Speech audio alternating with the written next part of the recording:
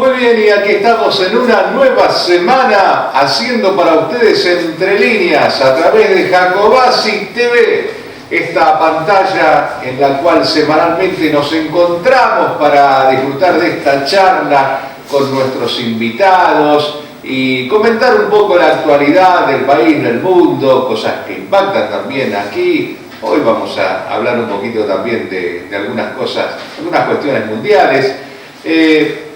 Y en un ratito más vamos a tener la presencia de la gente de la UOCRA, más concretamente del secretario general del gremio de la construcción y también, bueno, para conocer sus intereses políticos, su vida en la política, su vida en el gremio. Va a estar Mario Pichimán en un ratito nomás con nosotros para charlar de todo, lo que tiene que ver con las obras públicas, con todos estos años atrás de obra pública, todo lo que usted está pensando se lo vamos a preguntar. Un hombre cercano al gobernador Beretilnec, un hombre cercano a Carlos Toro, de diálogo muy asiduo con el intendente Carlos Toro, tiene la suerte de charlar a menudo con Carlos Toro. Hay gente que no, que espera semanas y semanas y meses para hablar. Pero bueno, tendremos la posibilidad de estar con Mario Pichimán conversando de todos los temas que hacen a la actualidad nacional también, desde su mirada, de su enfoque político y sindical. Y vamos a recordar que tenemos la invitación para ustedes para compartir este próximo viernes 20 a partir de las 7 de la tarde en la Biblioteca Popular Bernardino Rivadavia, la presentación del libro El Misterio del Día 14, que ha sido editado recientemente, así que vamos a estar con gusto participando allí con ustedes de la presentación de mi libro. Los espero este viernes a las 7 de la tarde para conocer de qué se trata el misterio del día 14 y también para charlar sobre distintas actividades culturales que tenemos la posibilidad de llevar adelante en los Estados Unidos y, bueno, más concretamente en Miami, en Carolina del Norte, en algunos lugares específicos donde ya les voy a contar el viernes cuando nos juntemos en la Biblioteca Popular Bernardino Rivadavia. Ahí vamos a estar compartiendo con ustedes la presentación del libro y esta charlita y algún momento musical también de Pablo Lara, que me estuvo comentando que se iba a sumar. Vamos a iniciar nuestro programa charlando un poquito sobre la actualidad política, actualidad que ha tenido distintos escenarios, distintos componentes, distintas apostillas en el transcurso de esta última semana en los partidos mayoritarios que se están disputando la presidencia de la nación, ni más ni menos. Por el lado del macrismo, por el lado de la gente de la fórmula Macri-Pichetto, se está avanzando en esta idea de querer revertir lo que parece cada vez más difícil, inclusive teniendo en cuenta algunos datos singulares, algunos datos que hacen a los números y a las cuestiones que se pueden ver entre líneas, como es el título de nuestro programa, de lo que está sucediendo en algunos de los distritos mayores del país, donde hay mayor cantidad de votos. El caso de la provincia de Buenos Aires, por ejemplo, donde la gobernadora María Eugenia Vidal ha recibido días atrás una multitud de gente, bueno, eran 5.000 personas más o menos, 7.000, 10.000 en el mejor de los casos, pero bueno, era mucha gente que se acercó en el día de su cumpleaños para saludarla allí en Morón. ¿Cuál es el dato? ¿Cuál es el dato que nosotros rescatamos de esto? La imagen de la gobernadora. El llanto de la gobernadora, que no era un llanto de emoción, cuando uno ve a una persona que llora de emoción, de alegría, de satisfacción, es distinto al llanto de tristeza que mostró la gobernadora Vidal, porque sabe que resulta prácticamente imposible remontar la diferencia de 20 puntos que le sacó Kicillof en las elecciones primarias, y sabe también que su distanciamiento con Marcos Peña está más que justificado, pues fue Marcos Peña quien insistió en que tanto la provincia de Buenos Aires como la capital federal debían ir unidas a las elecciones presidenciales. Seguramente a la luz de los tiempos se podrá llegar a visualizar esto como uno de los grandes errores estratégicos, ya no solo de gobierno, sino estratégicos de cara a una campaña realizados por la coalición gobernante, dado que tal vez otros números podrían haber asistido a la gobernadora bonaerense María Eugenia Vidal de ir sola en la elección, de hacer su elección desdoblada. Lo mismo que pasaría tal vez con Rodríguez Larreta en la capital federal, quien ve peligrar la posibilidad de reiterar su gobernación o jefatura de gobierno. ¿Por qué le digo esto, lo de la capital federal? Porque en las últimas horas se ha conocido que algunos sectores del radicalismo que se han denominado de alguna forma inorgánicos, pidiendo disculpas hacia el resto, hacia el conjunto de sus correligionarios, se han acercado más a Matías Lamens en la capital federal, pensando en aportarle votos que pueden ayudarlo para la competencia con Rodríguez Larreta. ¿Cuál es el tema en Capital Federal? Que en Capital Federal hay balotaje si no se alcanza el 50% de los votos. O sea, si Rodríguez Larreta no gana en primera vuelta, le va a ser muy difícil la segunda vuelta. Por eso, lo importante de la elección primaria, de la elección que se va a dar en octubre para la capital federal, en donde vemos que hay un reacomodamiento de sectores del radicalismo que hasta ayer estaban con el gobierno y que ahora se están desprendiendo de esa organicidad para sumarse a las filas de Matías Lamens. No me animaría a decir del Frente de Todos, del kirchnerismo, pero sí de Matías Lamens, como para armar una coalición allí en Capital Federal. Recordemos, como para compensar la balanza, que en Capital Federal José Luis Espert había anunciado que iba a apoyar a Rodríguez Larreta, al gobierno oficial. Esto estos 2 puntos que le suma Expert a Rodríguez Larreta le podrían ayudar a llegar al 50%, a ponerlo ahí muy cerquita del 50% que necesita para el triunfo en primera vuelta, pero si se le restan radicales que van para el otro lado, la balanza vuelve a desnivelarse. Así que en estos 2 importantísimos sectores del electorado nacional, que marcan tendencia porque arrastran votantes para las huestes de Fernández o de Macri, es lo que está sucediendo hoy por hoy. Mientras tanto, hay otras cuestiones que van teniendo que ver con la economía, que tienen que ver con la continua suba en los costos de distintos productos, una inflación que fue del 4% y que se estima que va a ser superior en este mes. En fin, datos poco alentadores para el bolsillo de todos nosotros.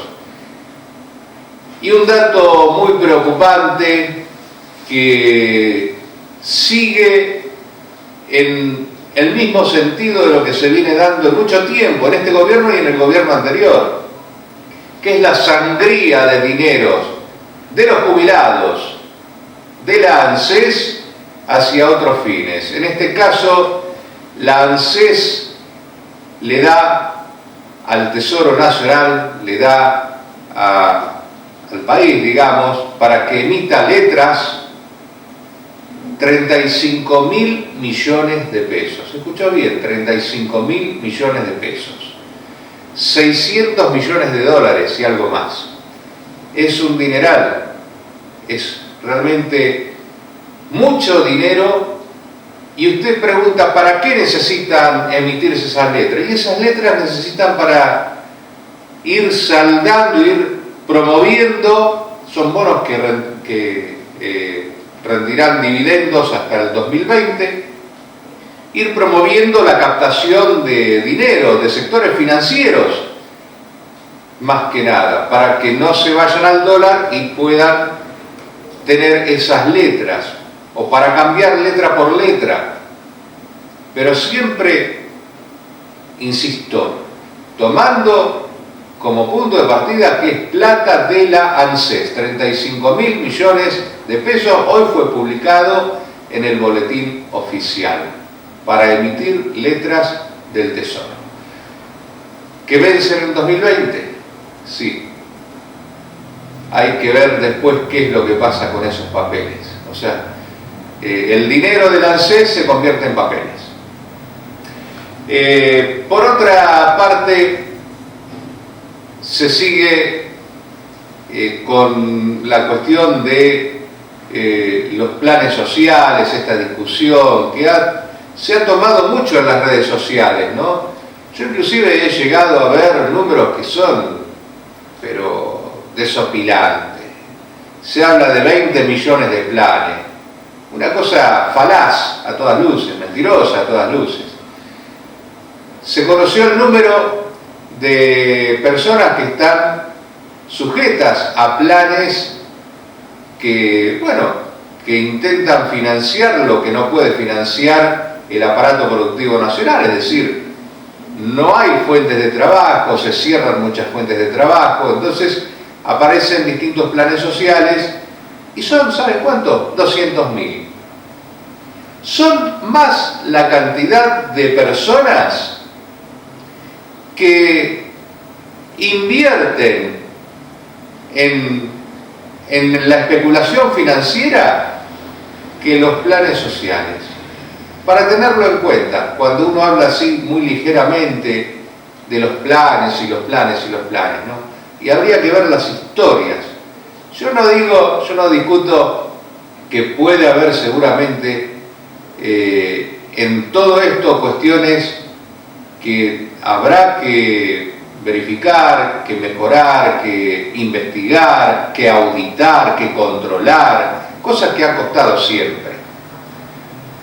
Pero que hay que darle soluciones a la gente que no tiene trabajo, a la gente que no tiene el dinero suficiente para el sustento cotidiano. Estas cosas están más que justificadas. Y el punto internacional que en estos días ha impactado, que nos ha impactado como noticias, tiene que ver con el ataque con drones a pozos petroleros de intereses norteamericanos en Arabia Saudita. Estos ataques con drones que nadie se los ha adjudicado hasta ahora. Si bien hay material iraní en los ataques, se ha detectado material iraní, Irán dice que no, que ellos no tienen nada que ver. De todas formas, habrá que seguir esto con atención, ver cómo es el desenvolvimiento, el devenir de todo esto. No sea que esto sea también inicio de una escalada de violencia que termine en una nueva guerra del Golfo. Se lo estoy diciendo hoy, para que cuando vayan dándose los acontecimientos sepamos hacia dónde podemos estar caminando como mundo. Lo que tiene como hecho distintivo, como dos hechos distintivos. Primero, el ataque en sí con drones que ha vulnerado una de las seguridades más espectaculares de la Tierra, la de Arabia Saudita en sus pozos petrolíferos. Algunos analistas compararon este ataque con el ataque a las Torres Gemelas en cuanto a la estrategia de los atacantes. Nada más que esta vez lo hicieron con drones, no con aviones, sino con drones que vulneraron todas las defensas y llegaron y atacaron ni más ni menos que al 6% de la producción mundial de petróleo. 6%. Esto disparó el precio del petróleo un 20% en el momento, en un día. Subió en un día en un hecho insólito. Desde la guerra del Golfo no se veía cosa similar. Y esto también lo traigo a nuestro programa porque esto impacta en nosotros. ¿Cómo? Si fue allá en Arabia, ¿cómo impacta en nosotros? El precio del barril subió el 20% y le quiero recordar que en Argentina los precios de los combustibles y los precios de la energía, que también se maneja en alguna medida por los combustibles, están dolarizados. Concretamente, si el barril de crudo subió un 20%, en dólares es esperable que en la Argentina el retraso que ya viene teniendo los combustibles por esta dolarización que tienen los combustibles se incremente en un 20%. Veremos cuando se libere o se llega a algún punto de decisión sobre qué hacer con los precios de los combustibles, qué es lo que pasa. Pero hoy por hoy lo que tenemos que señalar es esto. El dólar encareció los combustibles con su suba, con la devaluación del peso argentino, porque los combustibles están dolarizados. Hablo de combustibles cuando hablo de naftas, de gas, de todo lo que proviene del petróleo. Y a su vez, ahora con esta escalada de violencia que se dio con el ataque en Arabia Saudita, un 20% que subió el costo del barril, que estaba en $60, pasó a 72, así de un saque. Esto va a impactar seguramente en la economía mundial y economías débiles como las que estamos transitando en la Argentina no se van a escapar. Así que habrá que estar atentos a cómo va repercutiendo esto también, no solamente por el ámbito geopolítico internacional, sino por el ámbito doméstico, por los precios domésticos, porque vio que ahora todo, estaba escuchando un informe en donde a las panaderías ya les llega sus insumos todo dolarizado, es decir, la harina dolarizada, ¿por qué? Porque son commodities, el aceite dolarizado porque son, está dolarizándose gran parte de los insumos mientras los sueldos siguen especificados en pesos. Y en esta asimetría siempre salen perdiendo los salarios. Ni que hablar de las jubilaciones, de las cuales todavía no se sabe nada, no se ha dicho ni una palabra de recomposición para el sector pasivo. Nada, más allá de la mejora por la movilidad que está puesta por ley y que ya de por sí, al haber sido modificada el año pasado, arrastra un deterioro de un 25% frente a la inflación. Gracias a los genios que dictaminaron esta nueva fórmula, haciéndole creer a los jubilados y pensionados que se les iban a mejorar los haberes, cosas que obviamente no sucedió. Entre todo esto, partimos hablando de los jubilados, con la ANSES y los fondos del Fondo de Sustentabilidad, esos 35.000 millones que pasaron a las letras del Tesoro, y estamos completando con esto, hablando, diciendo que no hay mejoras para los jubilados, y con un agregado, que le digo ya casi en el final de este primer bloque. Hace tiempo que la educación privada viene sosteniéndose en los puntos centrales del país en base a dejar de lado cargas sociales. Ahora, la salud privada también pide un trato similar, es decir, dejar de pagar cargas sociales. Esto es ni más ni menos que menos dinero para la caja de las jubilaciones. Después decimos, no, el sistema previsional está en crisis. Claro, si por un lado se da dinero para las letras, por el otro para las provincias, por el otro se deja de recaudar en cargas sociales, es lo más fácil. Quiero dejar aquí el bloque inicial y proponerles, luego de la pausa aquí en Entre Líneas, encontrarnos a través de Jacobasi TV, de esta pantalla y de los canales de YouTube y de Facebook, con Mario Pichimán. Tras la pausa, aquí en Jacobasi TV.